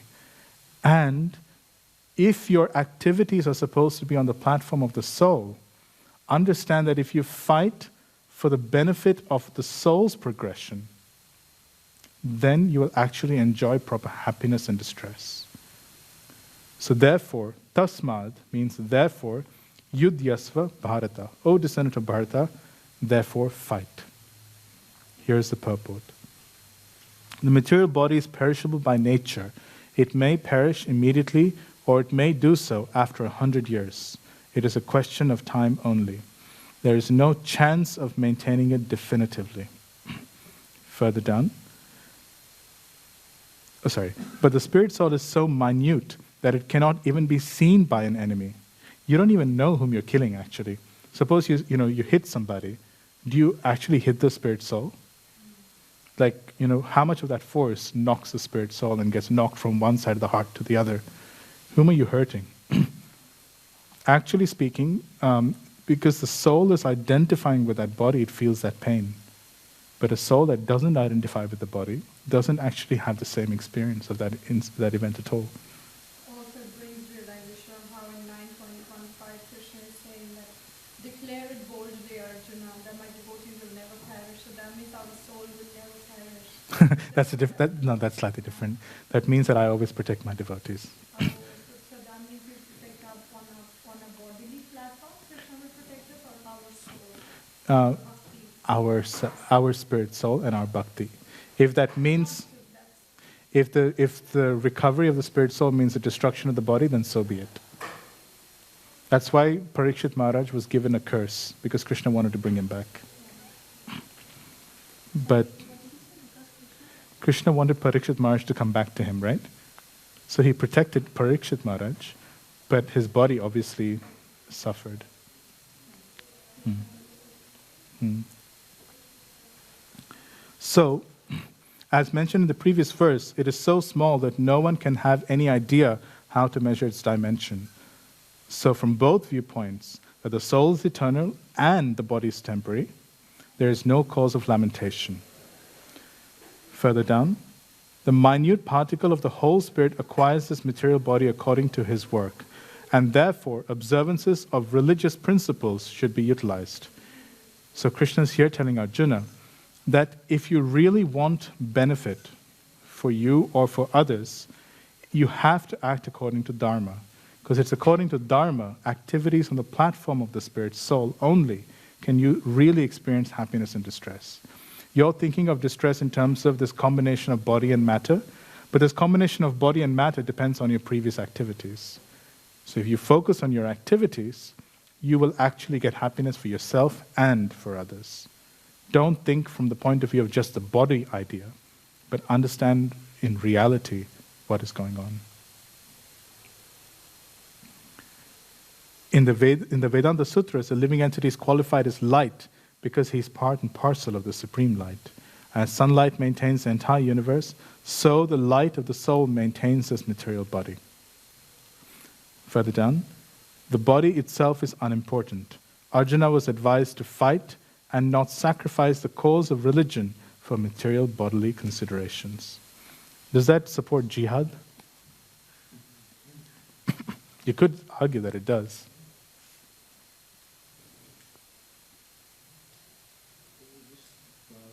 On the different topic, as you mentioned, the consciousness of the soul is pervading through the blood. But a couple of lines before, Prabhupada mentioned it's actually pervading through the life. So my answer to that question was effulgence of the soul actually. What is that effulgence of the soul? Effulgence of the light of the soul. What does that mean in practical terms? Is it like an effulgence? Yeah, the soul will have its own effulgence because, Hmm. and that's how it pervades through that energy. That's a very abstract answer because how do you connect to that? What does that effulgence mean? It's a soul's consciousness. So the analogy is to say, as a sun pervades the universe or as a light pervades a room, the soul sits in one place, and the light is referring to its consciousness. The symptom of the light's presence is of the bulb's presence is the light that comes into the rest of the room. The symptoms of the soul's presence is the pervasion of its consciousness. And so therefore, by seeing its consciousness, one knows the existence of the soul. It is consciousness that pervades. Consciousness means awareness. So that's the more definitive answer, isn't it? Okay. So does this verse support jihad? Yeah? The body's not important. You know, some people in India use this psychology in reverse. They smoke, and they say, you know, the body's temporary. Seriously. I don't care. The body's temporary. I go somewhere else. I watched someone die from smoking-related cancer. It's serious. It's my karma. I get what I deserve. But if I'm going to have to get cancer, I get cancer. Yeah. Because I know one person, like my father's friend, he smoked, he's still alive, he's healthy, he's smoking all the time. It's sort of karma. There will be repercussions maybe in the future. I don't know that. I'm just saying the body is going to die anyway, so might as well enjoy it while I can. What's wrong with that philosophy? Because then they're going to be stuck in the ocean of birth and death. I don't care. I enjoy it while I can. It's temporary. I think for the soul, you need to improve and progress, and there's something, there's a mission, there's a God's will, He wants you to get closer to Him. Yes. So you know, working on that platform is a bit lower. Sort of. Not just lower, it's destructive to the happiness of the spirit soul. Because it's like, okay, you want to smoke? Fine, smoke. How would you like to be a pig in a slaughterhouse? Are you happy to be killed? And no sane man, if he says, yes, I don't care, it means that the fellow has not thought about it, really. But just as, even if the body is unimportant, it is a vehicle for the soul to progress in its own journey. And so, yes, it is unimportant from the point of view that it is not the main point of consideration, but it is important because without the body, the soul cannot perform the right set of activities to progress on its journey back towards Krishna. And so therefore, the automatic separation of body and soul is not recommended just whimsically.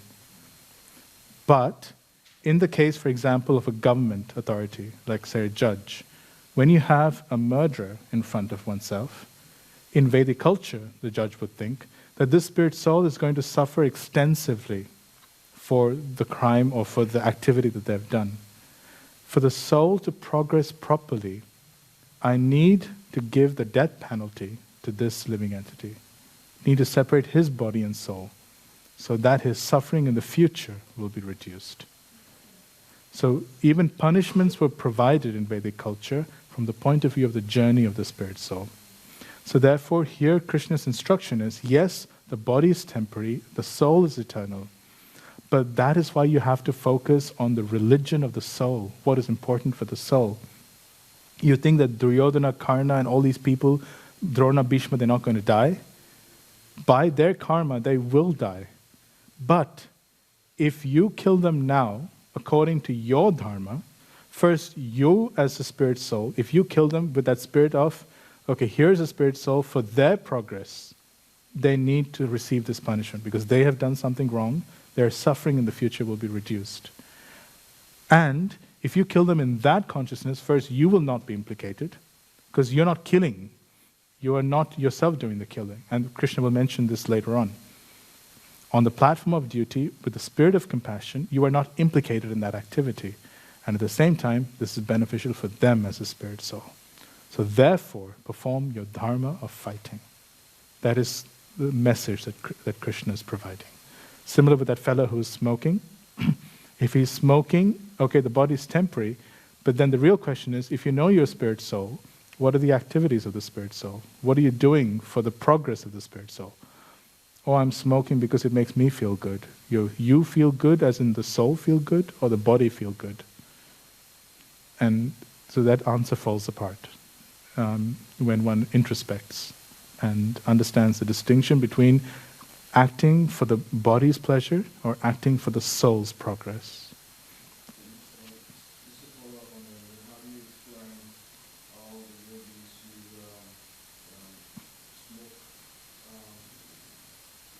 who smoke, should smoke as well, and then How do you explain the Catholic Church molesting boys? Is there an actual requirement in the Shastra to smoke weed? no, I'm not saying that. So that's the whole thing about. And in actual fact, Shiva doesn't smoke weed at all. No, so I'm saying yogis do smoke, and No, yogis may smoke. The question is it needed for their spiritual advancement? It's like saying, there are some people who spend their money on food, not saving up for a house. Yeah, you can do that. Does it help you? Do you know the process of yoga and how it works? Is it actually beneficial? What does Shastra say? Do you know if any, does Bhagavad Gita, which is the principal yogic text, does the Patanjali Yoga Sutra recommend the smoking of weed?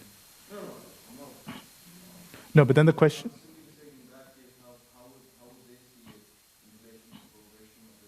They don't. That's the point. Yeah. No, it's not that it doesn't affect their soul. Of course it affects them. It means it limits their spiritual progress. They're implicated in sinful reactions. But if they were truly to consider spirit soul, then they would act only for the upliftment of the spirit soul, which would be to strictly follow the principles and regulations of Shastra. So if they're true yogis, they would follow books like the Patanjali Yoga Sutras or the Bhagavad Gita very strictly. And the lives of very advanced yogis who would never do such a thing. Can you just say in Patanjali's Yoga Sutra at the very beginning, it says you can practice this eightfold path, but it actually says really early on, you can practice this eight-limb path, or you can surrender to Ishvara. Yeah, it does say that. Yeah, so like Prabhupada always used to say, there's actually a little bit of Vaishnava teaching in there. He says, Oh, it is completely Vaishnava. do all these things, and doing them is a good starting point for yoga because it establishes this sattva. You know, you become a vegetarian, you could make all these changes. But he says, or you just go straight to surrender to Ishvara right at the beginning. So Yeah. I know there is this common misconception that, you know, people who follow that text, they're Shivites and Shivites smoke weed, and I feel like that's a bit of almost like a popular culture thing, and it's not necessarily true. It doesn't say in there, oh, that's the path. It says, follow this eight-limb path or surrender to Ishvara. Well, I mean, the eight-limb path itself doesn't have any regulations for smoking weed either. Yeah, that's what I mean. It's all Yeah. like hinting that, you know, not eating meat, being truthful. not Celibate, cheating. and then chanting the Lord's names, reading the scriptures, Yeah, there's and so on and so forth. there's Yeah. no anything about intoxications in there. No, I've studied there it a isn't. lot, and I just don't- Thank you. It's not definitely not in there. Yeah, Yeah. yeah, I know. Whether you do it or not do it, the scriptures don't prescribe. I don't smoke. I'm just saying, I'm sorry. Thank you. But I don't condemn that as well. So as to the individual, as long as they're actually, it doesn't have repercussions on people surrounding them, that is fine. And people surrounding them don't view that as harmful for that person. No, that's not the point. The point is, No, I'm just saying that's my harmony with smoking or not smoking. But if scriptures do not say anything about smoking or not smoking, no, they say don't smoke. they do say. Yeah, obviously, no intoxication. There are three modes of nature in which one can operate. In the mode of ignorance, one smokes. In Bhagavad Gita, it says. If you study 14th, 17th, and 18th chapters, it speaks about the three modes of nature, the activities of all three modes, including what you eat, what you do, how you do things. And implicit in that framework is the fact that in lifestyle of goodness, one does not take intoxicants. One does not take anything to alter one's consciousness. Anyway, let's just move on. It's getting late. All right, text 19. Ya enam veti hantaram yaschainam manyate hatam pabautau na vijanito nayam hanti na hanyate. Translation. Neither he who thinks the living entity the slayer, nor he who thinks it slain is in knowledge. For the self slays not, nor is slain. So this reiterates the principle, the application that Prabhupada discussed in the previous verse. Do not think that you are the killer of Bhishma, because you are the spirit soul. You are thinking that I, Arjuna, with my arrows, am killing Bhishma. You should know that the body is already dead, and the soul cannot be killed. And you, Arjuna, are incapable. You are a tiny spirit soul, 1/10,000th of the tip of a hair. You are incapable yourself of, harming any other spirit soul. The soul cannot be harmed, and that will be described in more detail later on. But if you perform your prescribed duty of fighting with the correct intent of compassion and connection to the Lord's order, then you yourself will not be implicated, and you will help them. That is the idea. Purport. When an embodied living entity is hurt by fatal weapons, it is to be known that the living entity within the body is not killed. The spirit soul is so small that it is impossible to kill him by any material weapon, as will be evident from the subsequent verses. Nor is the living entity killable because of his spiritual constitution. What is killed or is supposed to be killed is the body only. This, however, does not at all encourage the killing of the body. The Vedic injunction is Ma himsyat sarva bhutani, never commit violence to anyone. Nor does understanding that the living entity is not killed encourage animal slaughter. Killing the body of anyone without authority is abominable and punishable by the law of the state as well as by the law of the Lord. Arjuna, however, is being engaged in killing for the principle of religion, not whimsically. What happens to those people who kill animals saying that, it is okay, they're not being killed? They come back as an animal in a slaughterhouse, and they Yes. do the same thing. But then why are they implicated? Also, They- what Srila Prabhupada is saying, however many hairs are there on the corner of that body, That's how many times they take birth. within the next But then why is it that, why, if I understand, this person is a spirit soul, slap, slap, slap, why am I implicated? If I understand this person is a spirit soul, and I slap this person because I'm angry with him, or I kill an animal because I want to eat the animal, why am I implicated? Well, more precisely, I'm not even on the platform of the spirit soul. So on a bodily consideration, because of my mental desires, if I act according to my mind, then I'm implicated. But what happens if I act according to Shastra? Or act according to principles? It's not my mind anymore. Coming back to your same example, a judge who gives the capital punishment to reduce the suffering of the soul, he doesn't get the reaction of that capital punishment because Yeah. he's according to the Shastra. Yeah, according to the rule book, the law book. Right. Text 20. Na jayate mriyate va kadachin nayam bhutva bhavita va na bhuyaha ajo nitya shashvato yam purano na hanyate hanyamane sharire. Translation. For the soul there is neither birth nor death at any time. He has not come into being, does not come into being, and will not come into being. He is unborn, eternal, ever existing and familiar. He is not slain when the body is slain. So this verse clarifies that the soul neither has birth nor death in the past, present, or future. But there's another point being made in this verse, and that is the soul doesn't undergo the 6 types of changes that are common to the material body. What are the 6 types of changes? Can someone write this down? Would you like to write it down?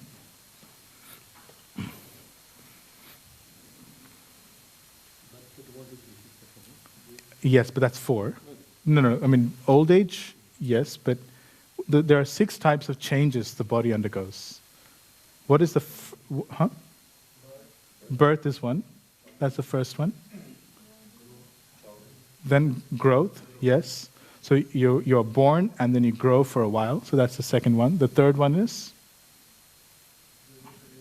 You stay for some time, right? So stay for some time. Then you reproduce. So that's the 4th change. Reproduce. And then what happens? Well, you decay. That's the 5th change. And then the 6th change is death. So these 6 changes, I don't think anybody can see that, right? Is it hard to see? It's okay. Is that seen? So, birth, growth, staying, reproduction, decay, and death. These are the 6 changes that are inevitable for the body. This verse clarifies that these 6 changes do not apply to the spirit soul. Now this, it's not directly necessarily seen in the verse, but that's the implication of the phrases of the verse. And this is how it is seen. Na jayate mriyate. Jayate means birth. Mriyate means death.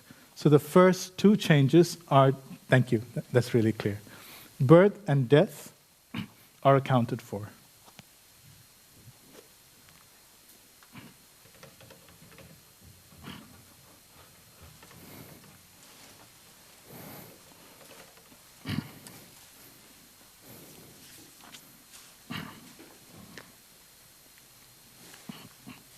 So when you say na jayate,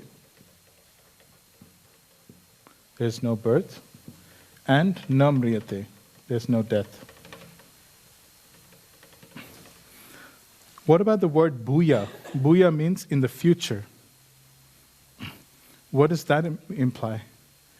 Bhuya means in the future, but even in the future also, there is no birth or no death. In other words, the body itself neither grows nor changes. Because remember, the soul itself neither grows nor changes. Because remember, like for example, in the future, our body undergoes some kind of transformation, right? We exit this body, we are born into another body.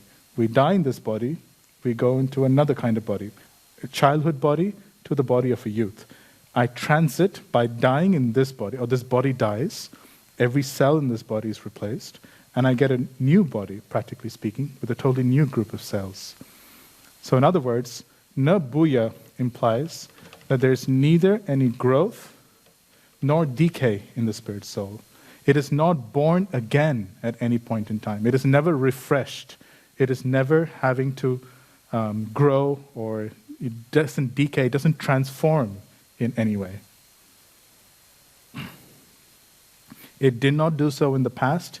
It obviously doesn't do so now, and it will never do so in the future.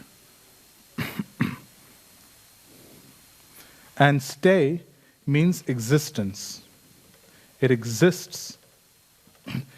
And just as the body, for example, apparently stays in that same form for some time, the spirit soul is always constant. It is not like it stays or it exists from one body to another, if you know what I mean. Is that clear? The body exists in a particular state, exists in another state, exists in another state. The soul doesn't exist in different states. It's always the same. Shashvata. It maintains in the same way.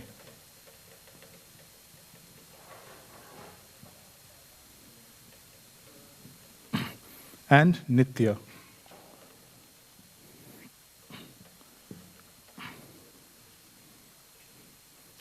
Purana. These are the words that indicate, again, there's no growth. It doesn't just, it stays in that same state of existence. Purana. It is old. It has never changed. It is as it is. It doesn't ever change its state of existence. And Shashvata. From now in the future, it always stays the same. It doesn't transform, which means it doesn't reproduce, it doesn't decay, it doesn't grow, and it doesn't stay in different levels of existence. It's not born, it doesn't die. Was that confusing? Purana means it's old. It's eternal. It's always been there. Shashvata means that it stays in the same state throughout. Nitya, there's no change whatsoever. So the basic crux of these words means that there's no transformation of the soul.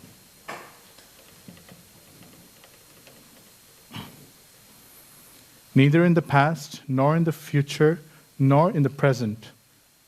That spirit soul, which has always been there, which stays the same from now on for the future, which doesn't transform. It doesn't go through any one of these transformations. That's the implication of this verse.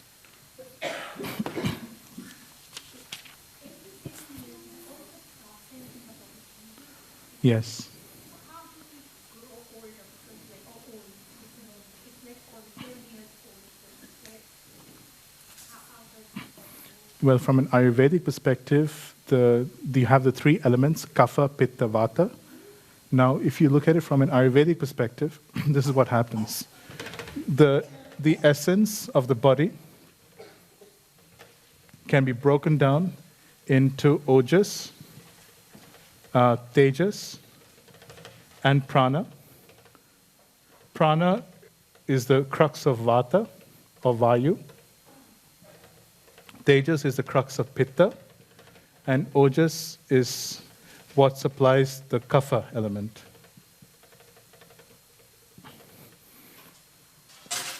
So at different stages, different parts of these energies act.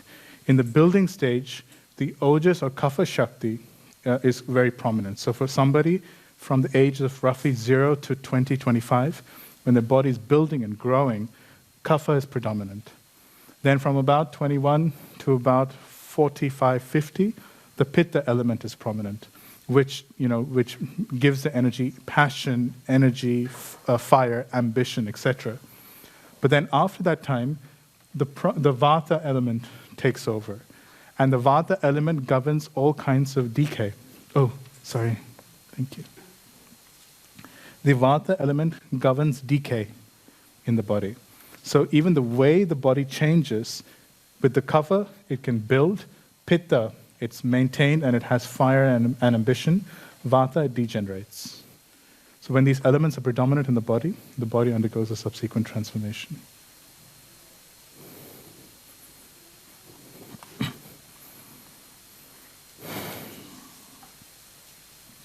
So here's Prabhupada's purport. Qualitatively, the small atomic fragmental part of the Supreme Spirit is one with the Supreme. He undergoes no changes like the body. Sometimes the soul is called steady or kutastha. The body is subject to 6 kinds of transformations.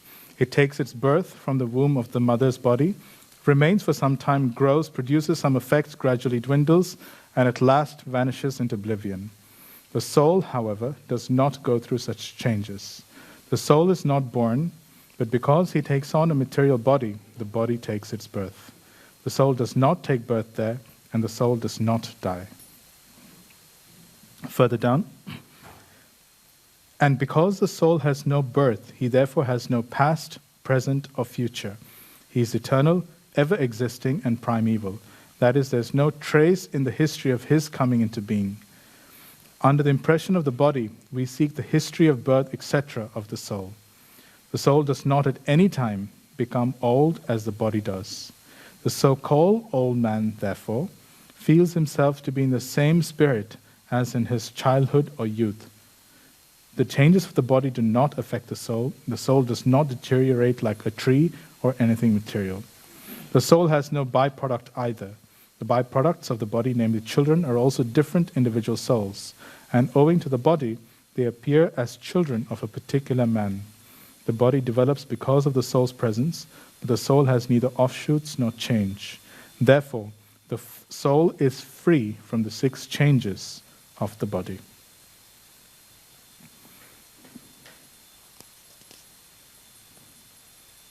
Okay, it's 12 o'clock. Just as a reflection, has anybody so far in these verses seen anything to do with the relationship between the living entity and the Supreme Lord?